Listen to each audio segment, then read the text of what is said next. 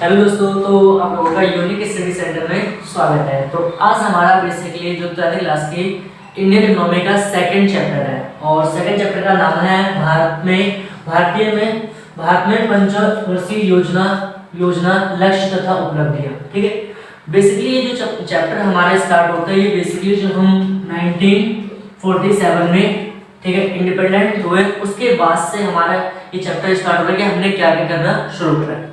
ठीक है, तो अगर देखा जाए हमारा तो पहला स्टार्टिंग होती है जो, और ये चैप्टर काफी इंपॉर्टेंट है। इसमें कुछ हमें प्लानिंग पढ़नी होगी। जो जब 1947 में हम स्वतंत्र हुए तो भारत सरकार ने धीरे धीरे कुछ योजनाओं को डेवलप करना शुरू किया। क्यों? क्योंकि बिल्कुल जरूरी था, क्योंकि हाल ही में हम क्या ब्रिटिश सरकार के जो चंगुल था उनसे हम मुक्त हुए थे। तो हमारा पहला देखना है, यहाँ पर हम कुछ पंचवर्षीय योजना के बारे में बात करेंगे और जो पंचवर्षीय योजना बनाएंगे तो उनके लक्ष्य क्या थे, कि मतलब किन किन चीजों को टारगेट किया गया था, और फिर हमें फाइनल में क्या रिजल्ट मिला, मतलब क्या अचीवमेंट्स हासिल हुए। तो पहला हमें देखना है कि आर्थिक नियोजन क्या होता है। ठीक है, नियोजन का मतलब सिंपल आप इसको कह सकते हैं इकोनॉमिक प्लानिंग। ठीक है, तो बेसिकली हमारा आर्थिक नियोजन होता है क्या कि देखिए आप यहाँ पर कि आर्थिक नियोजन एक ऐसी प्रणाली होती है जिसमें एक देश के केंद्र अधिकारी द्वारा देश के साधनों का ध्यान में रखकर आर्थिक समृद्धि तथा आर्थिक विकास के लक्ष्य को प्राप्त करने का प्रयत्न किया जाता है।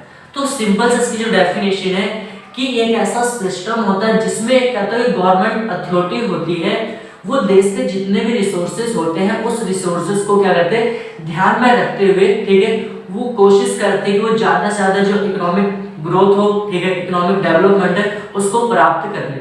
ठीक है, ये हो गया। तो ये हमारी डेफिनेशन थी आर्थिक नियोजन किसे कहते हैं। ठीक है, फिर हमारा जो सेकंड है वो है योजना आयोग। थोड़ा सा आपको इसके बारे में जान लेना जरूरी है, क्योंकि इससे कभी कभी एग्जाम में इससे रिलेटेड आपके क्वेश्चंस पुट अप किए जा सकते हैं। तो पहला जो योजना आयोग होता है, देखो हमारा क्या होता है कि जब हम स्वतंत्र हुए, ब्रिटिश सरकार से मुक्त हुए, तो हमने धीरे धीरे काम करना शुरू किया। तो काम करने जैसे कि पहले हमारे यहाँ पर योजना चलती था, ये एक आयोग चलता था जिसका नाम कहते हैं योजना आयोग। ठीक है, तो जो बेसिकली योजना आयोग था उसको पूरी तरह से जो लीड करते थे, उसके अध्यक्ष कौन होते थे, हमारे देश के जो प्राइम मिनिस्टर मींस की प्रधानमंत्री होते थे। ठीक है, जो उनके पूरा हेड होता था, जो लीडर होते थे वो हमारे प्रधानमंत्री होते थे। और इसकी जो स्थापना हुई थी योजना आयोग की, वो क्या करते हैं, अब देखो यहाँ पर आप डेट पर देख सकते हो कि हम 3 साल में आजाद हुए। तो ऐसा नहीं कि 3 साल के जैसे 1947 में आजाद हुए तो फिर तुरंत हम काम करना शुरू कर दें, नहीं, थोड़ा सा फिर हमें पता है कि भारत का विभाजन भी हो गया था, भारत 2 खेमों में क्या हुआ था, बट गया था।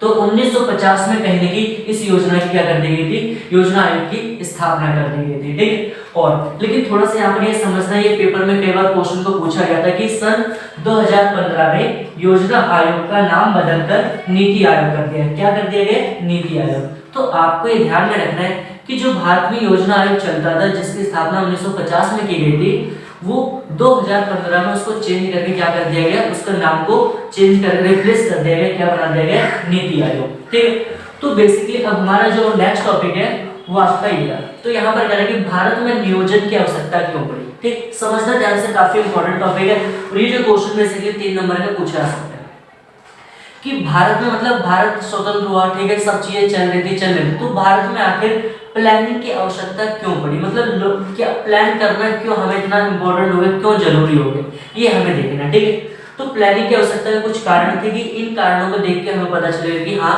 कहीं न कहीं जो भारत में एक आर्थिक नियोजन की प्लानिंग करना काफी जरूरी था। ठीक है, तो पहला जो आपका दिखाई देना कह रहा है कि पिछड़ी, विकासशील, गतिहीन तथा जीवांत का मिश्रण। ठीक, ये बेसिकली मैंने आपको फर्स्ट चैप्टर में पढ़ाया था कि जो हमारी जब स्वतंत्रता के, जब हम ब्रिटिश शासन के दौरान थे, तो उस समय हमने देखा था कि ये हमारी इकोनॉमी किस टाइप की थी, कि पिछड़ी अर्थव्यवस्था थी, विकासशील अर्थव्यवस्था थी, गतिहीन तथा जीवांत के रूप में थी।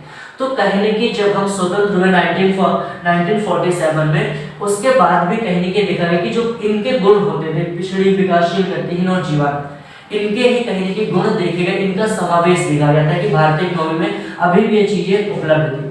तो कहीं न कहीं पहला जो कारण था, इन चीजों को खत्म करने के लिए क्या कर दिया गया, हमें प्लानिंग की जरूरत पड़ी। सेकंड पॉइंट है उत्पादन स्तर में तीव्र वृद्धि। ये बहुत ही इंपॉर्टेंट पॉइंट था, क्योंकि जब ब्रिटिश सरकार के दौरान था तो हमारा जो प्रोडक्शन का लेवल था वो काफी लो था। क्यों?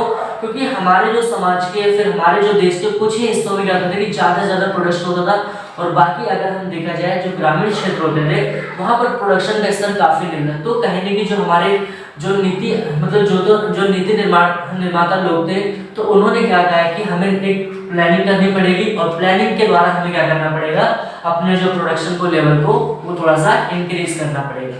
और थर्ड है बड़े पैमाने पर रोजगार के अवसरों का सृजन। सृजन का मतलब उत्पन्न करना, मतलब कि भारत में जब देखा जाएगा कि जब ब्रिटिश सरकार के दौरान अगर देखा तो रोजगार में काफी बड़ी दिक्कत होती, लोगों को काम धंधे नहीं मिलते थे, प्लस जिससे कि वो अपनी जीविका का भी पालन पोषण नहीं कर पाते थे।